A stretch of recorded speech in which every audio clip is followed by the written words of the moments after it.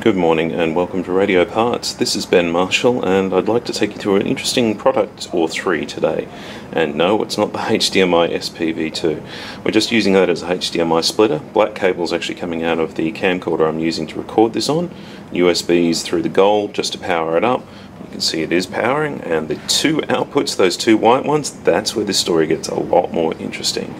One of those on a short little lead is running into this little box. This is the HE01, hello focus, there we go, HE01, and that is a H.264 IP streamer. So it takes a single HDMI input and encodes it to audio out onto the network.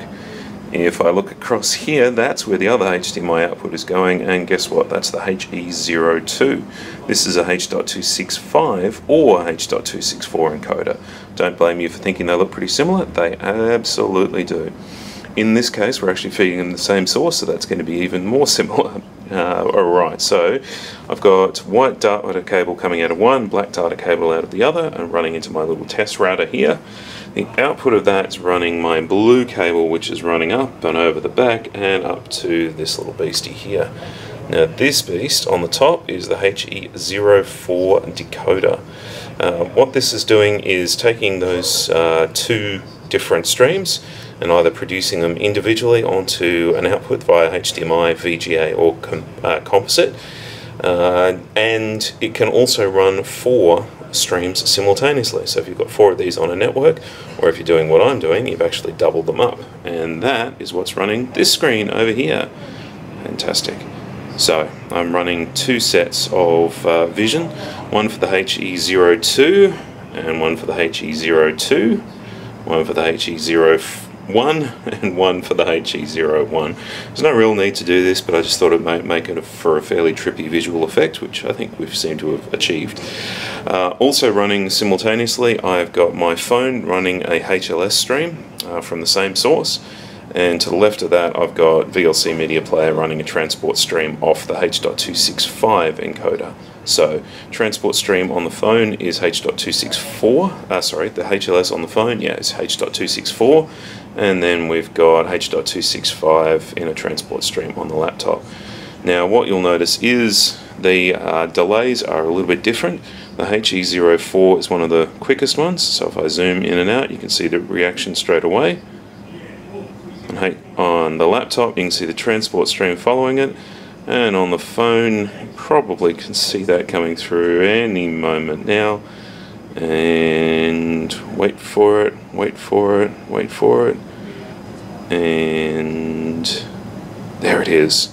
So, quite a delay between the phone, but we're doing a fair bit of transcoding, we're doing a fair amount of coding and transcoding on the fly there, and it's running Wi-Fi over Wi-Fi to the router rather than, well, hardwired like the HE04D. So, quickest response, HE04D decoders. Slightly slower depending on which format of stream you're using for the devices themselves. I'm going to show you through the back end of the system software, the web logins and that sort of thing for the individual devices now, but that's my setup. I've got a decoder running 4 screens, I've got a wireless stream, another Wi-Fi stream of different type, my router, power supplies, and HE01 and HE02 pair. Alright, let's get into the nitty-gritty. Okay, now that we've looked at the hardware setup on the outside, let's look at the software setup on the inside. I'm going to start with the HE01, that's the H.264 only encoder. Essentially this is your status screen, so it's showing you what's going on in terms of how much memory is using, type of input frame rate and everything else like that you're using. It's a good overview just to see exactly what's going on. There is mainstream window here showing you all the URLs for your main streams. So your transport stream, your HTTP live streaming, FLV, RTSP and the RTMP as well, of course. There is a preview window for it as well. I've got pop-ups just disabled on this one, so that probably won't come up. But you can see from there exactly what's going on. Multiple substreams, so that, you know, depending on the type of network you're running on and the type of devices, you can pick and choose what you need to do from there. Okay, so to get into this, all I've done is go to its IP address, which is obviously one of your system settings and your network settings for it. By default, this one comes out of the box at 192.168.1.168 like this. You've got the basic gateway address, which I've matched my router to match all of these, and you've obviously got basic DNS and port information there as well. Passwords and that sort of thing are all through here, but let's go back and have a look at the encoder settings. So on the left, you've got main, sub 1, sub 2, sub 3, your audio settings, as well as some advanced settings. So if you've got some really specific needs about what you're trying to do in terms of your TS transport, stream IDs, and so on, you can do all of those. Back onto the mainstream. So your frames per second, pretty self-explanatory. Your bitrate from there as well, useful. GOP is a streaming platform about the number of pictures, I believe.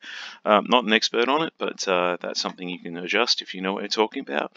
I think I've left that at the lowest. I've changed it to the highest and haven't seen much of a difference. So let's just put it back to what it was when it came out of the box. When you make a change like that one, it'll ask you to restart the device. In most cases, you don't need to do that. It will do that on the fly, but it's always a good idea if you're not sure if that change is propagated to do a quick reset as well.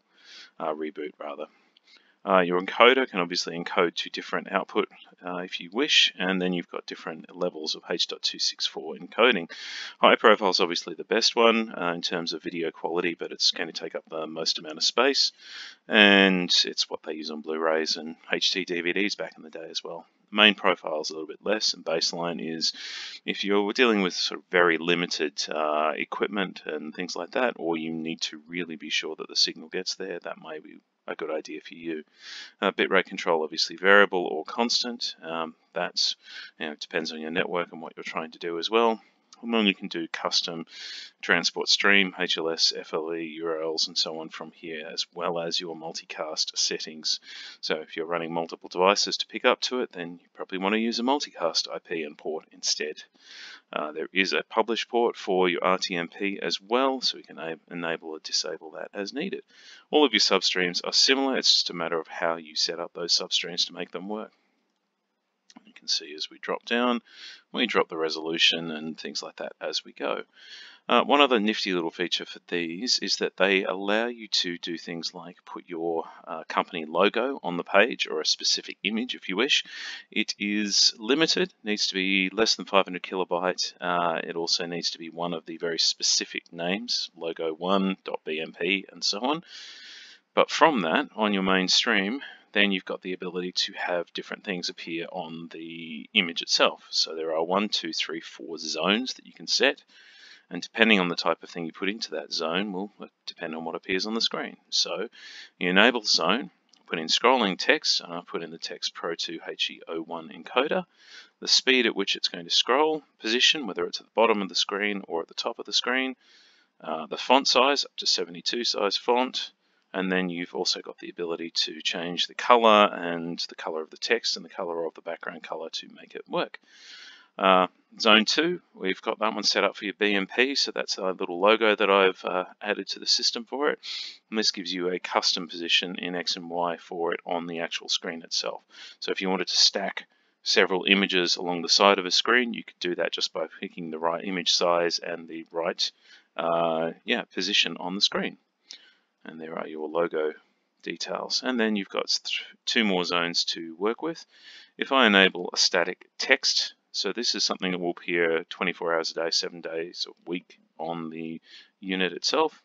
It says text on here, I get a position and X and Y, the exact text I want, font size, color, and so on for it. So, for example, if this was a particular TV or a particular zone or something similar to that, I could put that in quite easily. All I have to do is apply those down the bottom, and then it will change that for you.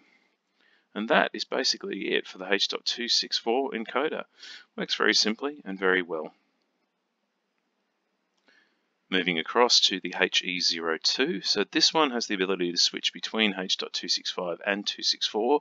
In this particular case, we're actually running both of those profiles at the same time, just with different resolutions and different settings for it. Now, this might be more useful for you depending on the type of network that you have. If you see what's going on here, we're running at about 17% CPU usage on this one. If I go back to my status on here, we're running about 18%. I'm running a 1920 by 1080i, and I'm running a, let me see here, it was a 8,000 kilobit stream. If I go over to this one, same sort of input from here, I'm running an 8,000 kilobit stream, and I'm sitting at the same sort of percentages. So, typically H.265 is a little bit heavier duty on the encoders and decoders. It needs a little bit more info, a little bit more work and brain power, but the streaming in between tends to be smoother and easier. Obviously, we can sync our time to my computer that's here, and a basic status page, the same as we saw on the previous one. Nothing really changes a lot in here, except you now have the ability to choose H.265 or 264, depending on what you prefer. Again, all the same sort of features and port numbers and encoded sizes and so on from there. Audio settings are similar. You've got digital audio in as well as analog audio in. The thing that I'm a little bit confused with on that one, and I haven't confirmed it, is there is actually no analog audio input on here. It's only HDMI, so I suspect that's useless at the moment. And yes, we've got the ability through both of these to produce an on-VIF style video through the RTSP streams. So if you use a software platform to view your CCTV cameras, or you wanted to pick up a stream from a specific camera into your DVR, into your NVR, you could do that with this. And you can also encode audio to go into this signal as well. Other little notes, the same sort of things here. You've got the ability to do a little bit more in terms of your HLS details here. I tested that out a little bit, and I was finding that the H.264 HLS streaming is more stable on my iPhone than the H.265 ones were, but might need a little bit more playing around just to tweak those settings as we go. And yes, so lots of details on there as well. Your on-screen display, similar sort of features to the previous one. So again, you can put your scrolling text on the screen. In this particular one though, what it does is it just drops it down the screen exactly where you want it. So this one could be in the middle of the screen, or it could be at the bottom of the screen, or the top, or 2/3 down. It's up to you. You've got, let's have a look, we've got bitmap, so put my logo on there again, and then I've put some static text on the screen as well, just to show exactly what we're trying to do. All of that is pretty much the same as we were looking at in the previous one. Network details from there, DNS, this one has time clocks built into it, or you can access time clocks externally if you wish. The rest of the settings are very similar to what the other ones would be. Okay, switching over now, we're looking at the HE04 decoder, HE04D. Alright, so in this one at the moment, my status page is showing me that I'm only running one channel. It's coming from this IP address, and you'll see that that's actually the IP address of my HE02, the H.265 one. It's showing me exactly what's going on in terms of the stream. Because we weren't running constant bitrate, we're running a variable bitrate. You can see that spiking up and down depending on what's on screen and what's being shown. Frame rate's there, and so on and so on. So in this one, the setup is slightly different, and it gives you the ability to play around a little bit with how these videos actually appear and what they do. So if I go into my address setting here, now the HE04D has the ability to decode up to 4 channels simultaneously. So this is decode window number, I'm assuming. So one window, there's my address in there from it. My audio is ticked to go along with it, and a cache there, and my program ID of 1. So what will now happen is I'm decoding that one, and it's appearing up on the TV screen that's sitting alongside me here. If I was to choose channel, the decode window number 4, I've got the ability to put up to 4 different channels on top of this one. So I can make this one a full screen, or I can make my channel 2 a full screen, 3 or 4. I've also got the ability in here to give them different ID numbers, so I know exactly what I'm doing as we go through. And I can put different IP addresses in there. So if I take my IP address for this one, which is my, we're looking at 192.168.168 instead, put that in here, and we'll do it properly. It probably doesn't make any difference, but hey, it makes me feel better if it's done neatly. Apply that. Now what's happening on my video screen connected alongside is that now I've got two windows opened up. In fact, there are four, two of which at the bottom are blank, and then the top two signals are showing me the H.264 and the H.265 encoders right next to each other. In here, I could have more of these if I wished to. I can tick at any time and switch between a full for one of these channels versus a full for the other one. Makes it really quite simple to do. Yeah, neat little feature to do. And then quad view at the bottom, obviously is going to show it back to all four channels simultaneously. In my advanced settings here, in the channel layout, I have the ability to move these things around if I need to. So I can enable this one and then play with my settings. So if I want one of the full screens, or I want them in quarter screens, if I want 3 across the top, 3 across the left, 3 across the bottom, or 3 across the right, I can do all of those sorts of things for it. They give you custom locations for each of the channels depending on what you're trying to do with it. So if I go with one of these 3 picture tops or a quarter screen, you'll see the details change down here as to exactly where the start of channel 4 starts and channel 3 finishes, and so on and so on. Quite a useful little feature. There's a crop setting in here as well, so that when you bring up your screen, if there's an overlay that you're not interested in, or if the camera isn't quite right and you want to cut slightly some of the image off, then you can do that all through here as well.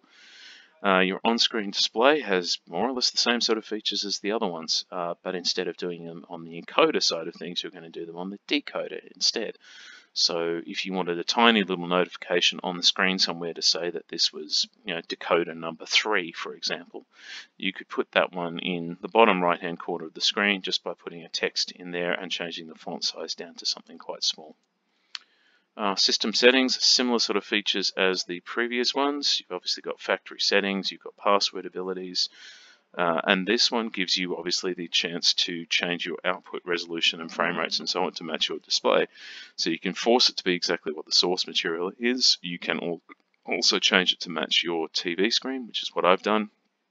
And you've also got on this unit a composite and a VGA output. So with the composite output, obviously PAL, CVBS, and then you've got your details for all the little bits and pieces that you would want. You can do a bit of physical adjustment of the pixels if you want to.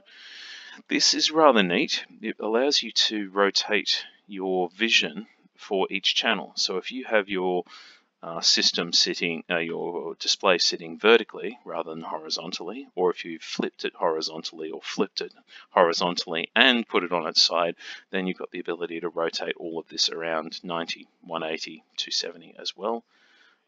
Basic scaling features here as well if you need to, and obviously your overall brightness, contrast, hue, and saturation. So if something's, in a very, very bright lobby, you've got a TV screen and it's getting washed out, you can play around with those settings to make sure it works properly. But those are the basic details. So you can see in here, now that I've added an extra channel, you can see my bit rates for either one coming through, and this thing's doing a stellar job of decoding 2 of them at the same time. It's actually running rather cool, of putting my hand on it at the moment. The H.265 encoder is a little bit warmer, and the H.264 one is slightly cooler again. So all doing their job, doing a beautiful, beautiful job in fact. So yeah, hopefully you found that useful. If you've got any questions for us, let us know. But thank you very much for your time.